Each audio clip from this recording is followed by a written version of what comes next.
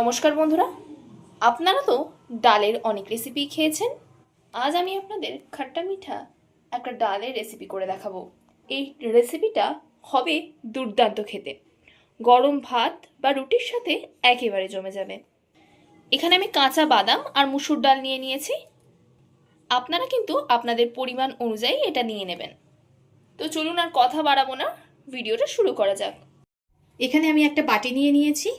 এখানে 300 গ্রাম পরিমাণ মুসুর ডাল আছে, এটাকে নিয়ে নিলাম বাটির মধ্যে। আপনারা আপনাদের পরিমাণ মতো নিয়ে নেবেন। এবার ডালটাকে খুব ভালোভাবে ধুয়ে নেব 2-3 বার। খুব ভালোভাবে ডলে ডলে ধুতে হবে, ডালে অনেক নোংরা থাকে, সেগুলো বেরিয়ে যাবে ডলে ডলে ধুলে।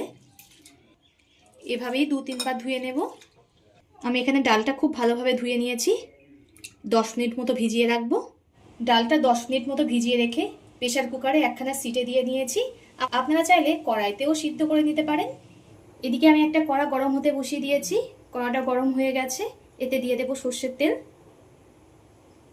তেলটা গরম হয়ে গেছে, এতে দিয়ে দেব একটা শুকনো লঙ্কা, অল্প করে মৌরি, দিয়ে দেব সমপরিমাণ জিরে, অল্প করে সর্ষে আর এক টুকরো দারচিনি।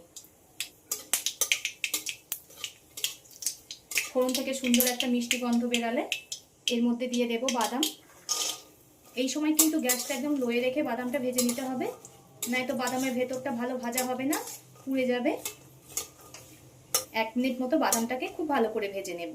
আমি আমার পরিমাণ মতো বাদাম দিয়ে দিয়েছি, আপনারা পরিমাণ মতো নিয়ে নেবেন।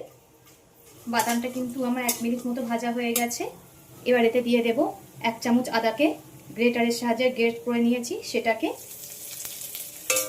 বাদামের সঙ্গে আদাটাকে ভেজে নিতে হবে। যতক্ষণ না আদার একটা কাঁচা গন্ধ চলে যায় ততক্ষণ ভাজতে হবে। বন্ধুরা, আমরা তো ডাল অনেক রকমভাবেই খেয়েছি, এইভাবে একবার হলেও ট্রাই করে দেখবেন, খুবই কিন্তু ভালো লাগে খেতে। আদার কাঁচা গন্ধ চলে গেছে। এবার এতে দিয়ে দেব স্বাদ মতো লবণ, পরিমাণ মতো হলুদ গুঁড়ো, আবার একটু হালকাভাবে ভেজে নিতে হবে। এবার এতে দিয়ে দেব টমেটো সস। এই সসটা আমার বাড়িতে বানানো, ডেসক্রিপশানে দিয়ে দেবো, চাইলে সেখান থেকে দেখে নিতে পারেন। আপনারা চাইলে টমেটোও দিতে পারেন, আমি এখানে টমেটো সস ব্যবহার করলাম।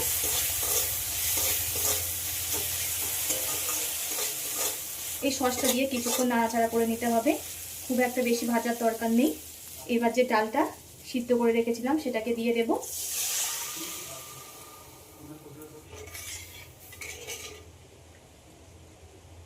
পরিমাণ মতো দিয়ে দেব জল। আমি আমার পরিমাণ মতো দিয়ে দিয়েছি জল, আপনারা আপনাদের পরিমাণ মতো দিয়ে দেবেন। আমার বন্ধুরা কে কোথা থেকে দেখছে কমেন্ট করে জানাবেন, তাহলে আমি বুঝতে পারবো আমার বন্ধুরা কে কোথা থেকে দেখছে। আর আপনারা এত সুন্দর সুন্দর কমেন্ট করেন, আমার পড়তে খুবই ভালো লাগে। এভাবে পাশে থেকে সাপোর্ট করার জন্য অসংখ্য ধন্যবাদ। ডালটাকে খুব ভালোভাবে মিশিয়ে নিয়েছি, এবার ফুটতে দেব। ডালটা কিন্তু খুব ভালোভাবে ফুটে গেছে। এটা আপনারা ভাত, রুটি, পরোটা যে কোনো কিছু দিয়ে খেতে পারেন, খুব সুন্দর লাগে কিন্তু খেতে। আমি এটা ভাতের জন্য করেছি বলে একটু পাতলা করছি। আপনারা যদি রুটি পরোটার সঙ্গে খেতে চান তখন একটু জলের পরিমাণটা কমিয়ে দেবেন। এবার এতে দিয়ে দেব আখের গুড়।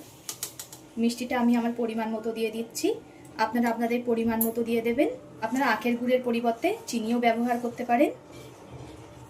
আবারও খুব ভালোভাবে ফুটিয়ে নেব 10 মিনিট মতো। ডালটাকে খুব ভালো করে ফুটিয়ে নিয়েছি। এবার এতে দিয়ে দেব চা চামচের 2 চামচ তেঁতুলের পাল্প। আমি পাকা তেঁতুলকে ভিজিয়ে রেখেছিলাম, ভিজিয়ে রেখে ভালো করে চটকিয়ে পাল্প করে বের করে নিয়েছি। এই ডালটা একটু চটপটা হবে, তাই আপনারা মিষ্টি আর টকের পরিমাণটা একটু বুঝে দেবেন। আবারও ফুটিয়ে নেব।